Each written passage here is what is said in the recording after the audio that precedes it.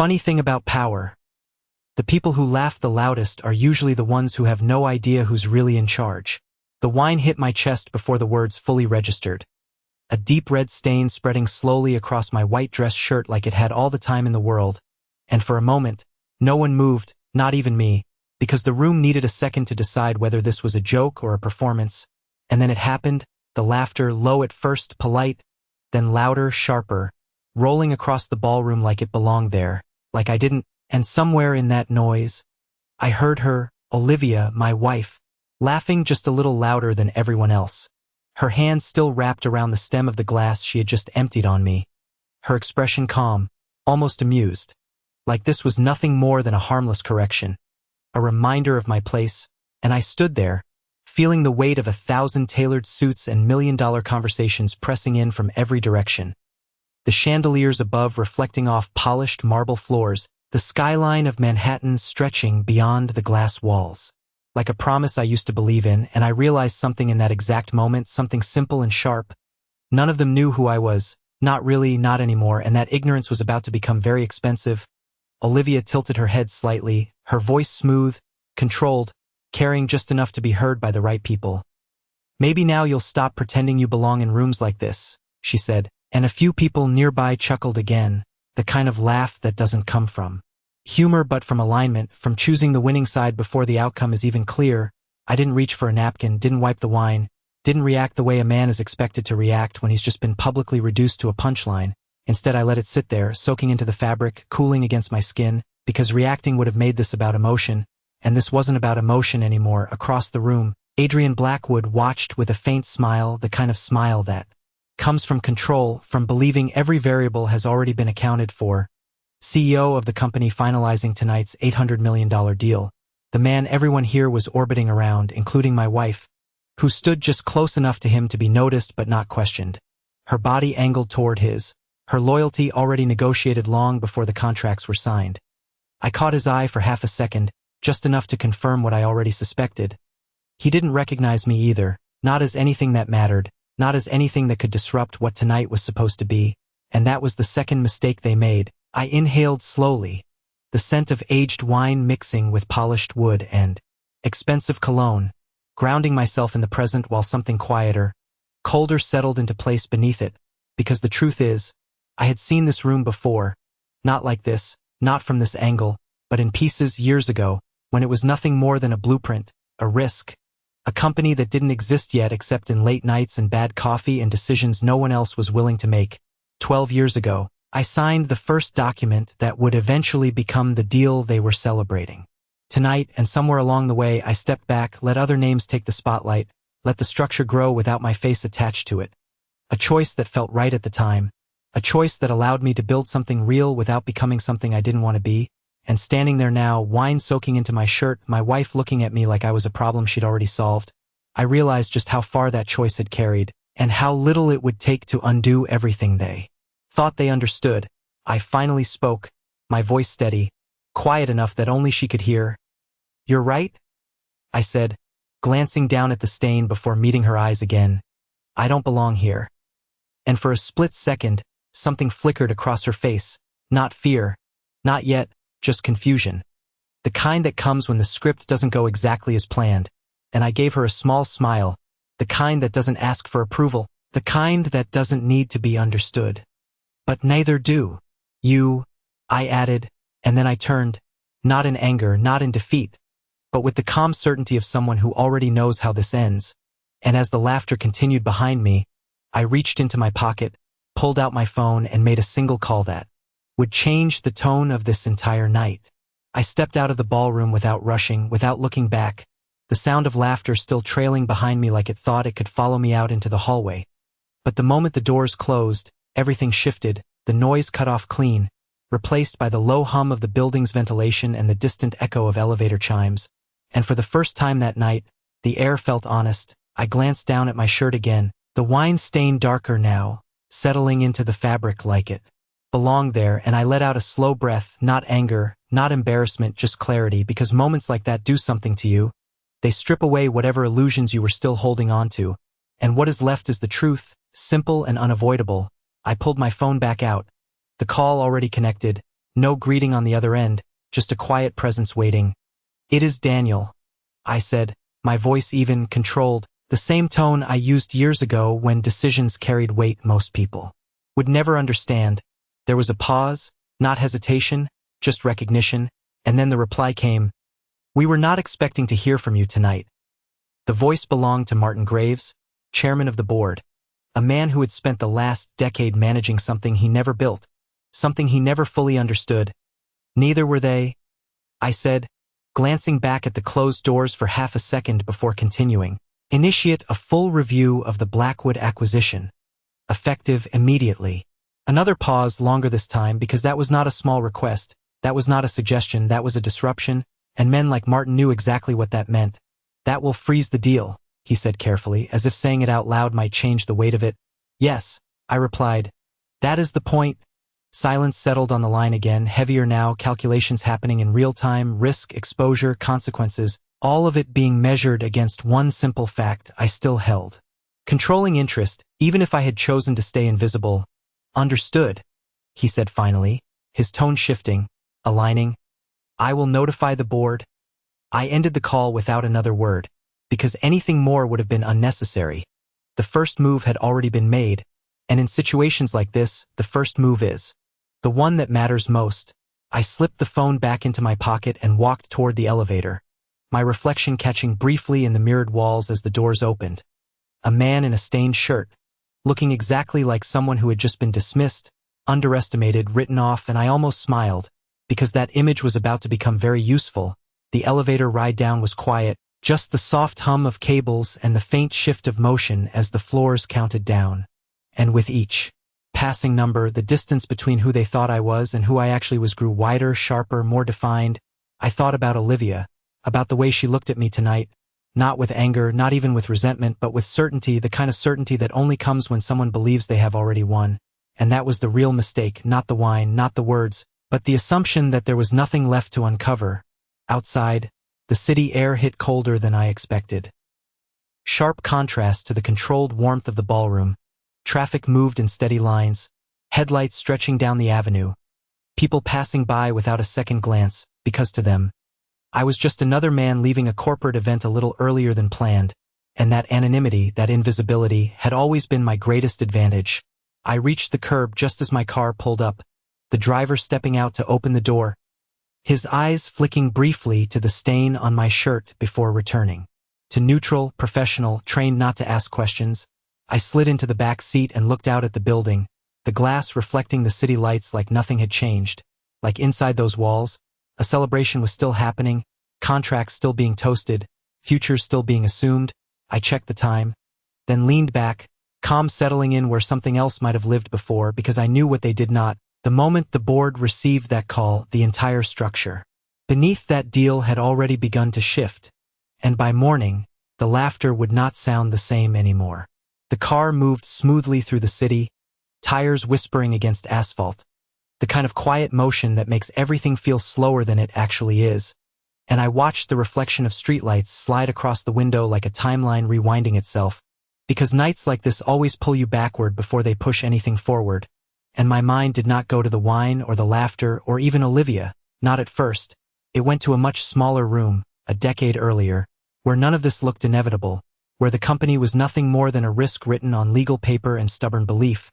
I could still see it clearly, the cheap office space that smelled faintly of dust and old wiring, the folding table that doubled as a desk, the stack of documents that no one else wanted to sign because they all said the same thing in different ways, too early, too unstable, too much uncertainty, and yet I signed anyway, not because I was reckless, but because I understood something they did not. Control is not about what people see, it is about what they overlook, and back then, I built everything around that idea: silent leverage, invisible structure, ownership layered so deeply that even the people running the company would never fully grasp where the center actually was. The driver adjusted slightly as we turned onto a quieter street, the city noise fading just enough to let the past settle more clearly. I remembered the first major investor meeting, the way they looked at me then, not with respect, but with calculation, trying to decide if I was worth taking seriously, and I let them underestimate me. I encouraged it even, because when people think they are the smartest person in the room, they stop asking the right questions.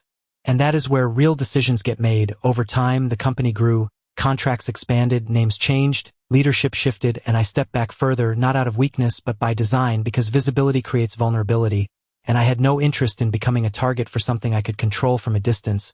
I built the framework, secured majority interest through layers no one bothered to trace, and then I disappeared from the narrative, letting men like Adrian Blackwood rise into positions that looked like power, positions that came with attention, pressure, exposure, everything I had no use for, and somewhere along the way my life outside of that structure became quieter, simpler, or at least it appeared that way. I met Olivia during a time when the company was already stabilizing, when the hardest decisions had been made. And the foundation was no longer fragile, and with her, I made a different kind of choice. I did not tell her everything, not because I wanted to deceive her, but because I wanted something that was not built on leverage or advantage, something that existed without calculation. And for a while, I convinced myself that was possible, that what we had was separate from everything else. But standing in that ballroom tonight, hearing her laugh, watching her align herself so easily with a version of reality that placed me beneath her, I understood something I should have seen much earlier. People do not just reveal who they are in difficult moments, they reveal what they value, and she valued perception, status, proximity to power, even if she did not fully understand where that power actually came from. The car slowed as we approached my building, the familiar outline coming into view, quiet, understated, nothing about it signaling what it actually represented. And that was intentional. Always had been. I stepped out, the night air cooler now, sharper, and as I walked toward the entrance, my phone buzzed once in my pocket, a single notification. I did not need to check it to know what it meant. The process had already started, the review, the freeze, the chain reaction that would move through boardrooms and legal teams before anyone at that party even finished their second round of drinks. I paused briefly at the door, my reflection faint in the glass. The stain still visible. A reminder not of what happened, but of what it triggered, and for the first time that night I allowed myself a small, controlled breath of something close to finality, because by the time Olivia realized what she had set in motion, it would not be a conversation, it would be a consequence. I did not turn on the lights when I walked inside. The city glow through the floor-to-ceiling windows was enough, washing the apartment in a muted silver that felt quieter than anything outside, and I set my keys down on the counter with the same deliberate calm I had carried all night, not because I was trying to stay composed, but because there was nothing left to react to. Everything that mattered had already been set in motion. I loosened my collar slightly, the fabric still damp where the wine had settled, and for a brief second I considered changing, then decided against it because the stain was not something to erase, it was something to remember, a marker of the exact moment everything shifted from assumption to consequence. My phone buzzed again, this time I checked it, a short message from Martin. Board notified. Emergency session initiated. Legal team engaged. I read it once, then locked the screen, no satisfaction, no sense of victory, just confirmation. Because real power does not feel loud, it feels precise, like a mechanism clicking into place.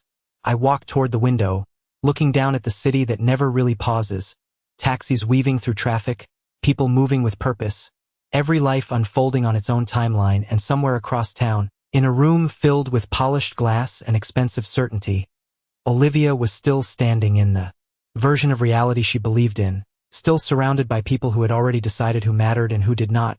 And that was the thing about rooms like that, they reward confidence, not truth, at least at first. I leaned one hand lightly against the glass, cool against my skin, and let my thoughts settle, not on what I had done, but on what would happen next, because the first move is always the cleanest. It is everything that follows that reveals character. Another message came through. This one from a number I recognized instantly, Adrian Blackwood. I watched it for a second before opening it. We need to talk. Now. I almost smiled, not because it was unexpected, but because of how quickly the tone had shifted hours ago. I was invisible to him, now I was necessary, and necessity always changes how people speak. I did not respond, not yet, because urgency on his side did not require action on mine. I placed the phone back on the counter and walked into the kitchen, pouring a glass of water instead, something simple, something grounding, the kind of routine that reminds you that not everything needs to move. At the same speed, as I took a sip, another message followed. This time from Olivia. Just 2 words. Where are you? I stared at it a moment longer than I had with his, not because it carried more weight, but because it carried more history, years of conversations, assumptions, shared space that now felt strangely distant. And I realized something in that quiet kitchen, something that had been building long before tonight. This was not about a single moment, not about a glass of wine or a public embarrassment, it was about alignment, about what happens when two people no longer see the same version of reality, and one of them does not even realize it has already changed. I typed a response, then deleted it, because anything I said now would only serve the version of events she still believed in, and that version was already collapsing, slowly, quietly, in rooms she was not in. I set the glass down and finally walked toward the bedroom, unbuttoning my shirt as I went, the fabric peeling away slightly where the stain had dried, and I hung it carefully instead of dropping it. Another deliberate choice, not out of care for the shirt, but for what it represented. I changed into something simpler, more comfortable, and when I returned to the living room, the phone buzzed again. Multiple notifications now. Messages stacking, calls starting to come through, the network reacting, adjusting, trying to understand a shift that had not yet been explained to them. I let it ring once, twice, then silenced it because the explanation would come, just not from me, not tonight. I sat down, leaning back slightly, the city still moving beyond the glass, and allowed the silence to settle fully for the first time since the ballroom, and in that silence, there was no doubt left, only certainty. By the time morning arrived, the story they told themselves about tonight would no longer hold together, and when Olivia finally understood what had actually happened, it would not be because I explained it, it would be because everything around her stopped making sense. Morning did not arrive with noise, it arrived with precision, the kind that moves quietly through systems before it ever reaches people, and I was already awake when the first real shift happened, sitting at the same spot by the window, a cup of black coffee cooling slowly in my hand as the city transitioned from shadows to motion. There is a moment just before markets open where everything feels suspended, like the world is holding its breath, and that is where the real decisions begin to surface. My phone lit up again, not with messages this time, but with alerts, internal notifications. That did not go to the public, not yet, subject lines that carried more weight than headlines ever could. Acquisition review initiated. Temporary hold on capital movement. Board authorization confirmed. Each one a small fracture in the version of reality that had existed just hours ago. I did not rush to open them, I did not need to, because I already knew the structure behind them. I built it that way. Layers of authority that could activate without explanation. Protocols that did not require consensus once a certain threshold had been crossed. And that threshold had been crossed the moment I made that call. Another vibration followed, this time a call, Olivia. I let it ring, not out of avoidance, but because timing matters and whatever she was about to say would come from confusion, not understanding, and confusion has a way of revealing more than questions ever could. It stopped, then started again, persistence replacing certainty. I set the phone down beside the coffee, and finally stood, stretching slightly as I walked toward the kitchen, the normal rhythm of morning grounding everything that had already begun to shift beyond these walls. I poured fresh coffee, the simple act steadying, controlled, unchanged, because not everything needs to reflect what is happening at scale. Some things stay constant by design. My phone buzzed again, a message this time. Daniel, something is wrong with the deal. They just stopped everything. Call me. I read it once, then set the phone face down because she was not wrong, something was wrong. Just not in the way she thought. Across the financial district, boardrooms were already filling, legal teams dialing in, analysts scrambling to interpret signals that were never meant to be public this early. Adrian Blackwood was likely already on his third call, trying to regain control of something that was never truly his to begin with, and that was the nature of borrowed power. It feels absolute. Until the moment it is not. I walked back toward the window, the city now fully awake, traffic building, people moving faster, unaware that somewhere above them, decisions were being rewritten, and I thought about Olivia again, not the version from last night, but the one from years ago, before the distance, before the assumptions, when things were simpler, or at least appeared that way, and I realized something that had been sitting quietly beneath everything else. This was not just a collapse of a deal, it was a collapse of perception, of the roles we had both accepted without question. She saw me as someone who had settled, someone who existed comfortably beneath her rising world, and I let her believe that because it was easier than explaining something she never asked to understand. But now, that version no longer had anything to stand on. My phone lit up again. Another message from an unknown number, short, direct. This is the audit committee. We need your confirmation before proceeding to full escalation. I picked it up this time, typing a single word, proceed, and sent it without hesitation because hesitation creates doubt and doubt weakens outcomes. The response came almost instantly, confirmed. And just like that, the next phase began, not visible yet, not something that would show up on screens or in conversations immediately, but something far more effective, a tightening, a restriction, a series of controlled adjustments that would ripple outward until there was no version of last. Night left to defend. I placed the phone down again and took a slow sip of coffee, the bitterness grounding, familiar, and for the first time since everything started, I allowed myself to fully acknowledge the shift, not as a reaction, not as a consequence, but as a correction, because that is what this really was, a correction of assumptions that had gone unchallenged for far too long, and somewhere across the city, Olivia was about to realize that the room she thought she controlled had never belonged to her at all. By mid-morning, the silence started to break, not with noise but with patterns, the kind you only notice when you understand how systems respond under pressure. My phone had not stopped lighting up, but the tone had shifted again, fewer questions, more urgency, fewer assumptions, more confirmations, and that was always the first visible sign that control was moving. I stood in the same place by the window, watching the city move below, but my attention was no longer on the streets, it was on the structure unfolding just out of sight. Another call came in, this time from Martin. I answered without hesitation. Status? I said, skipping any formality, because none of that mattered anymore. The board is aligned, he replied, his voice tighter than before, more precise. We have initiated a full internal audit on Blackwood's division. All financial channels tied to the acquisition have been temporarily restricted.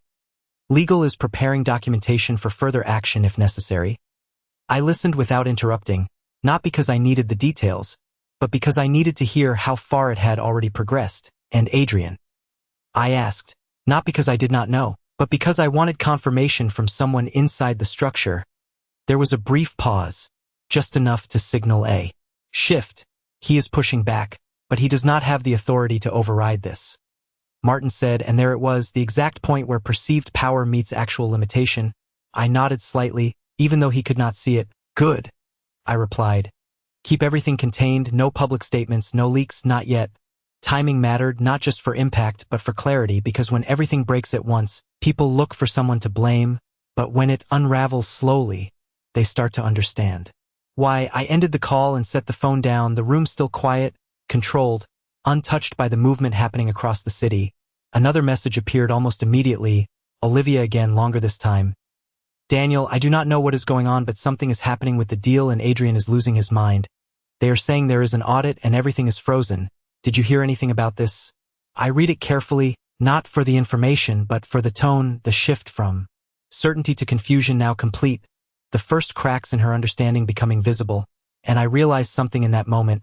She still did not connect any of this to me, not even slightly, and that distance, that complete absence of association, was exactly why this was working the way it was. I typed a response slowly, deliberately. I heard. And sent it, nothing more, no explanation, no guidance, just enough to confirm presence without revealing position. Seconds later, the phone rang again, her name flashing across the screen.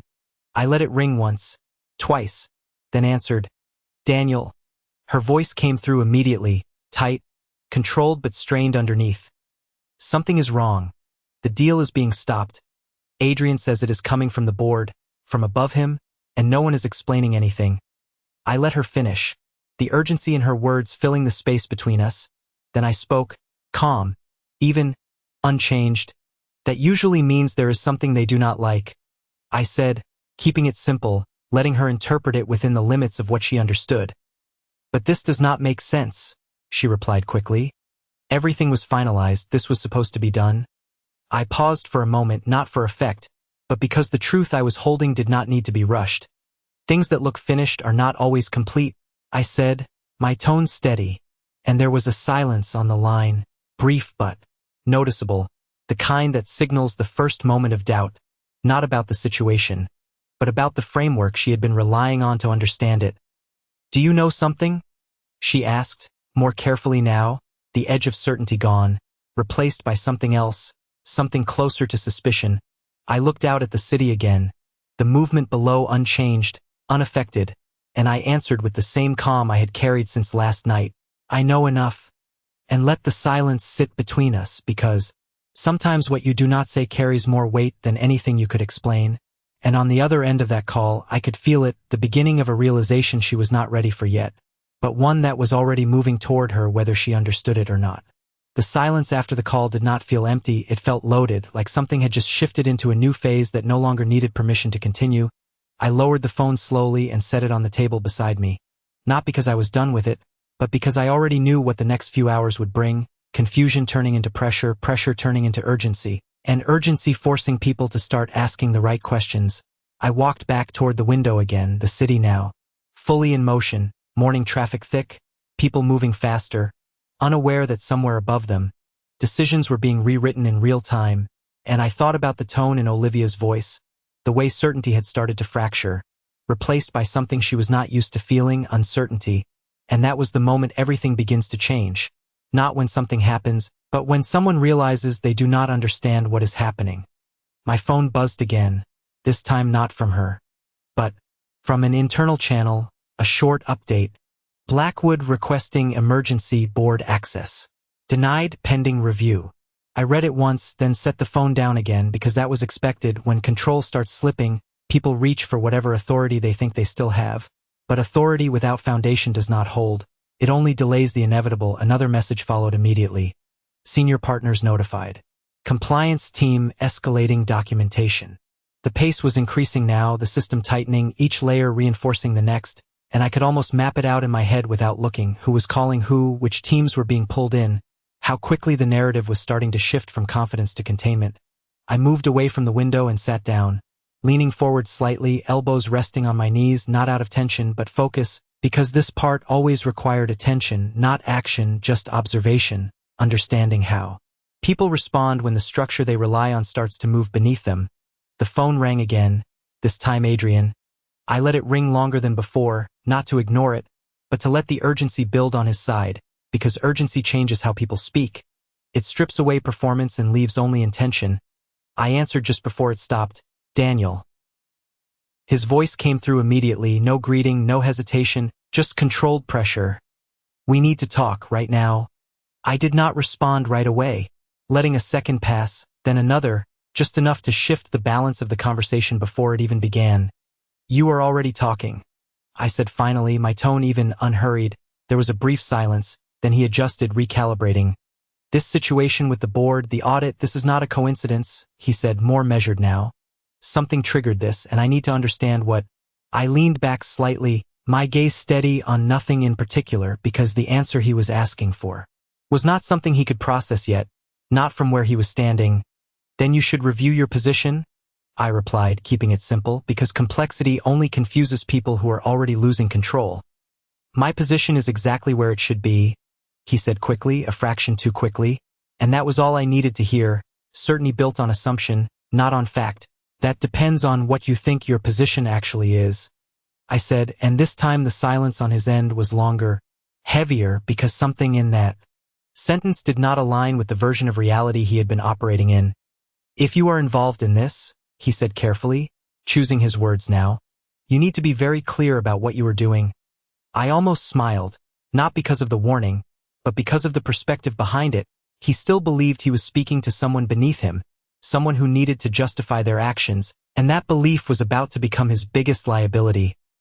I am being clear, I said, my voice steady. You are just not in the position to understand it yet. I ended the call before he could respond, not to cut him off, but because anything else would have been unnecessary. The line between perception and reality had already been drawn, and he was still standing on the wrong side of it.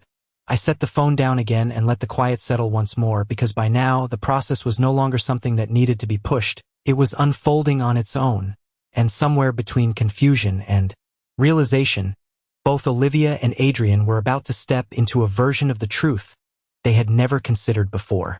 By early afternoon, the pressure had stopped building and started redirecting, and that was the point where confusion turns into consequences. My phone remained still for longer stretches now, not because things had slowed down, but because decisions were no longer being debated, they were being executed, and somewhere inside the structure I had set in motion, lines were being drawn that could not be undone with a phone call or a meeting. I stood again by the window, not out of habit, but because it gave me the clearest view of something most people never notice, how little the world outside reflects what is actually happening inside systems that control it.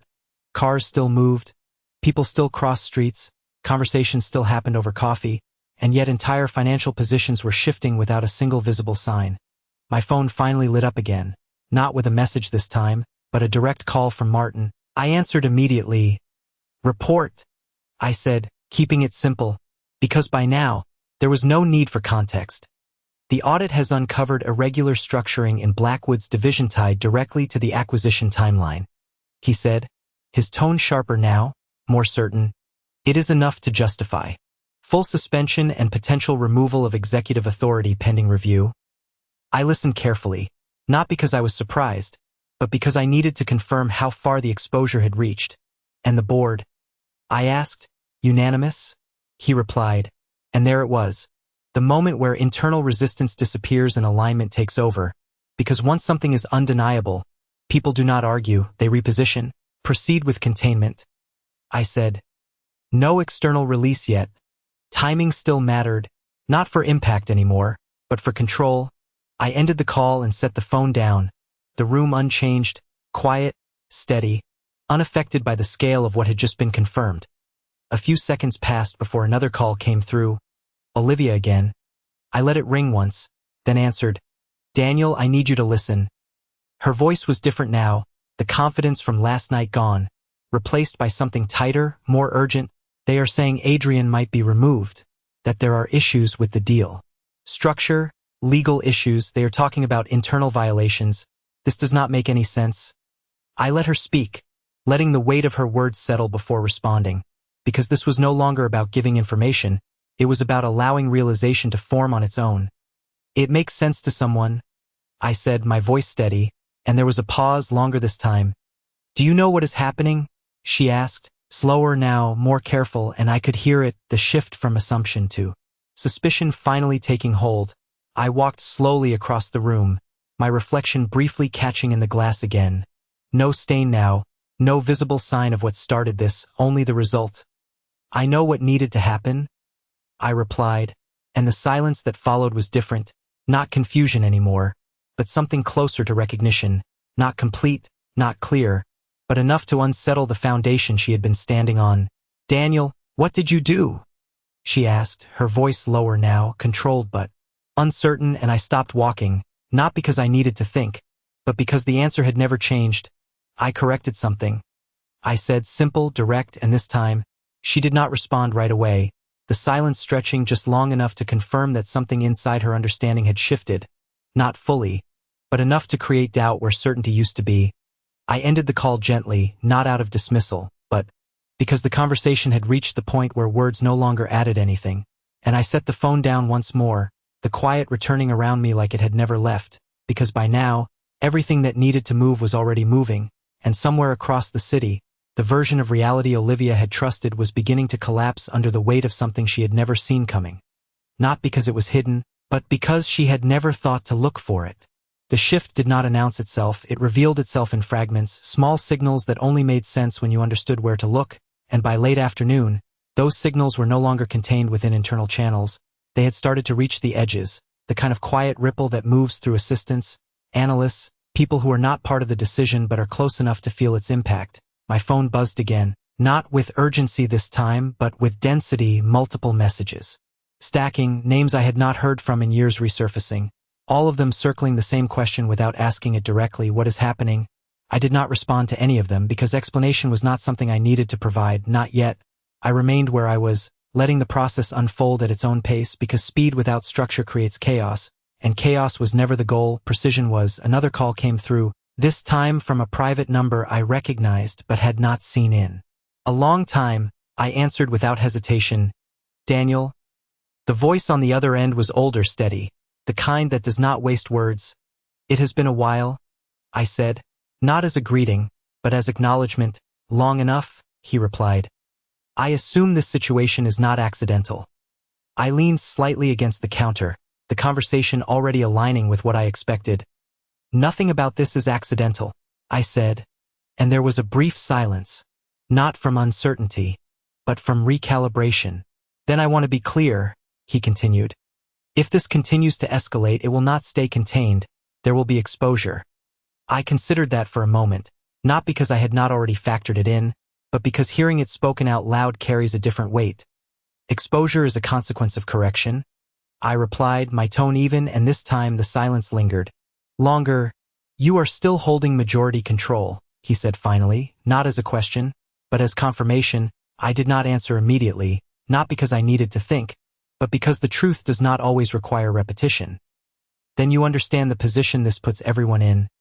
He added, and I could hear it now, not concern but recognition. The moment someone realizes they are no longer observing the situation, they are inside it. I understand exactly where everyone stands, I said, and ended the call before it could shift into something else, because that conversation had already served its purpose. The acknowledgement had been made, the structure recognized, and from that point forward, everything would move differently. I set the phone down again and walked slowly toward the window, the light outside beginning to soften as the afternoon leaned toward evening, the city still moving, still unaware, and I thought about Olivia again, not just as part of this situation, but as part of something larger, something that had been forming long before today, and I realized that what she was experiencing now was not just confusion, it was displacement, the slow realization that the foundation she had been standing on was not where she thought it was. Another message came through, this time from her again, but different, shorter, more direct. They just told me the board is invoking majority authority. Daniel, what does that mean? I read it carefully, the words carrying more weight now because they were closer to the truth than anything she had said before, and for the first time, I saw it clearly, the moment where understanding begins, not fully formed but undeniable. I typed a response slowly, deliberately. It means someone above them made a decision. And sent it, nothing more, because that was all she needed to hear, not the full explanation, not the structure behind it, just enough to let her mind start connecting pieces she had never considered before. Seconds passed, then minutes, no immediate reply, and that silence told me more than anything she could have said, because it meant she was thinking, recalculating, trying to reconcile what she knew with what was now happening. And that is always the turning point, not when the truth is revealed, but when someone realizes they have been looking in the wrong direction the entire time. I placed the phone down once more and let the quiet settle around me, because by now, everything that needed to happen was no longer dependent on me, it was moving on its own, and somewhere between confusion and realization, Olivia was getting closer to a truth that would not just change her understanding of the deal, but her understanding of me.